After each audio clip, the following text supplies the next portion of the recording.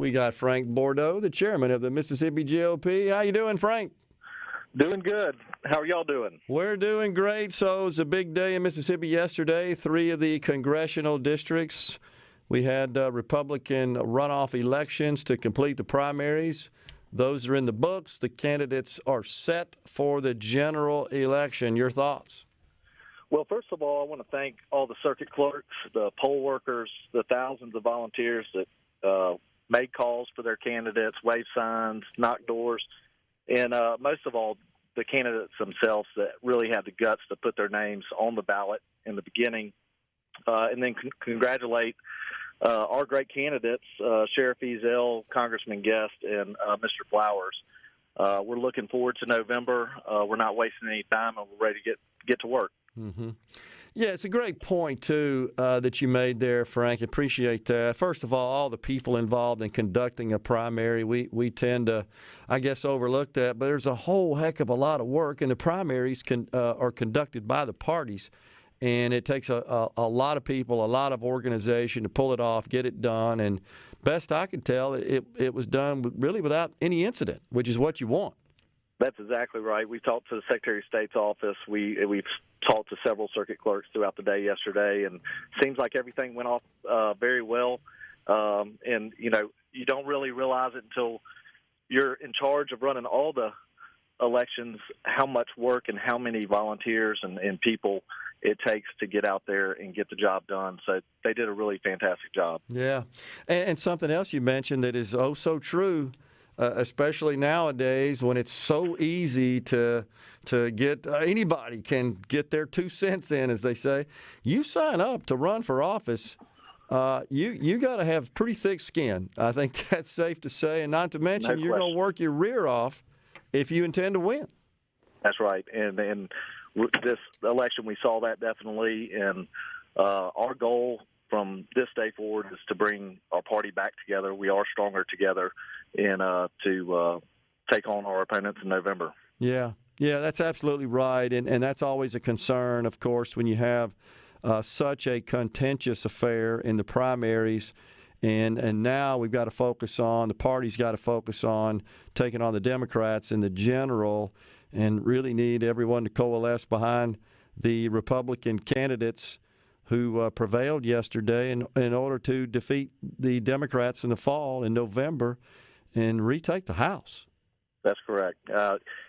We've talked about it several times on and off the air.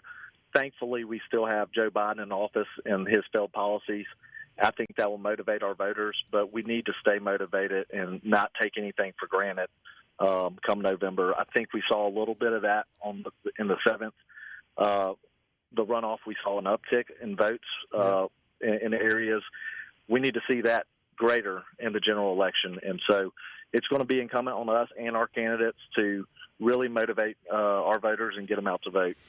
One of the things I talked about earlier, Frank, that, again, just sharing my personal anecdotal experiences, is a number of Democrat acquaintances that have said, Gerard, I'm voting Republican now. What we got going on is really hurting me and my family. I see it, and we can't repeat that. Are you hearing that? Are you hearing that personally? Are you hearing that in your circles and from candidates and so forth? Do you feel like maybe that some folks are waking up and saying these policies aren't getting it done? We hear it everywhere. We hear Democrats. They're calling the office. They reach out to me. They're, quite frankly, tired of what's going on in Washington, whether it's the social issues or the economic issues that plague them every day. And they're looking towards the Republican Party and our policies. And so I do think that you're going to continue to see the Republican Party grow. That's obviously a good thing. We want to make sure that the folks that come into our party have the same values and beliefs that we have. But we're seeing those folks that do have those values and the work ethic and want something better for their family moving over to the Republican Party. And so I think it's an exciting time for the Republican Party. We just can't screw it up. I just feel like that the Democrats are miscalculating, and get your thoughts on this, that some of these social issues are actually going to carry them and be viewed upon favorably. Of course, we're right less than a week out from the decision on the Dobbs case. And abortion, of course, is a big issue in this country. It's a very contentious and controversial issue. But I think the Democrats are counting on that really giving them a boost going into the midterms. That may weigh on the heads and the minds of some voters. Maybe it influences a few, but in general, that just doesn't seem like that's going to carry the day for them. No, I mean, if you look at any polling data, Americans are concerned about their pocketbook, and they're concerned about the gas price. They're concerned about supply chain issues. Their concern is not these social issues that AOC and folks that are now leaders in the Democrat Party keep touting. And she came out and said that if you believe that abortion is wrong and you're a Democrat, you should not be in our party anymore. We don't have those kind of litmus tests in the Republican Party. We do have our values, and we are not afraid to talk about our values or wear them on our sleeves. But right now, we have to help the American people, and so that's what our focus is going to be on. That's what our message is going to be, and I think that our message is better than their message. Yeah, and yesterday we had a slump in the stock market, and it was driven by recent data collected that shows Americans' confidence in the economy is waning, is declining, and typically that translates into less consumption, less sales, less demand. And now we're seeing lots of major companies say we're kind of getting overstocked on inventory, so we may see some sales. But the bottom line is, right now, Americans' confidence in the economy and the outlook is low, and you just got to figure that's going to be the big driver at the ballot box.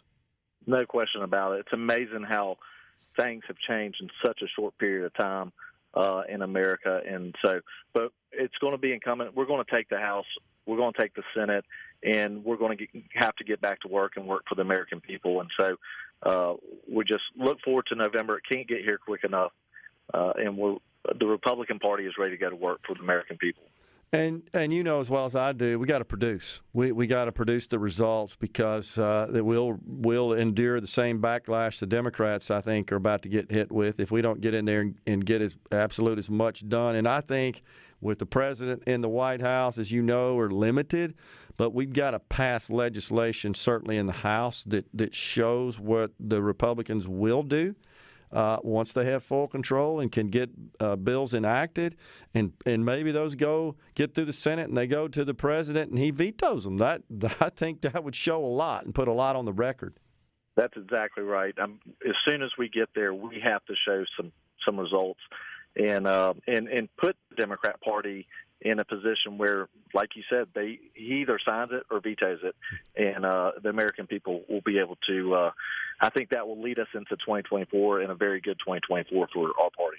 I do too. What's the outlook from inside the party at the higher levels, Frank? What are you hearing about the prospects in the House and the Senate? I think there's no question we're going to have a huge wave in the House. The Senate's going to get a little bit more difficult. I think we're going to take a majority. Getting to 60 is going to be nearly impossible. Yeah. But they're not going to quit working. I know that the party we're outraising Democrats at all levels. The most recent numbers for the Republican Party hasn't been released. But my hope is, and the party's hope is, that we continue to outraise and engage.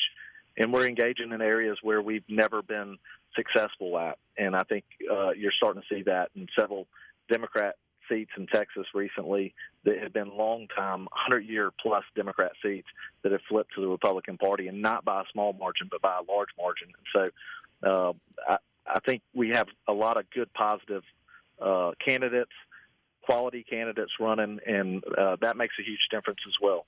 Yeah, I agree. We got just a couple of seconds here, but what about Nancy Pelosi and Elle Bowen, Congresswoman Flores' daughter?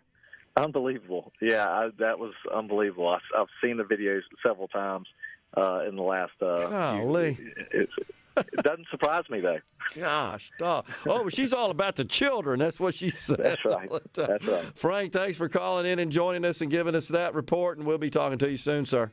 Gerard, thank you for everything SuperTalk does. You got it. We'll take a break right here on Middays. We're coming.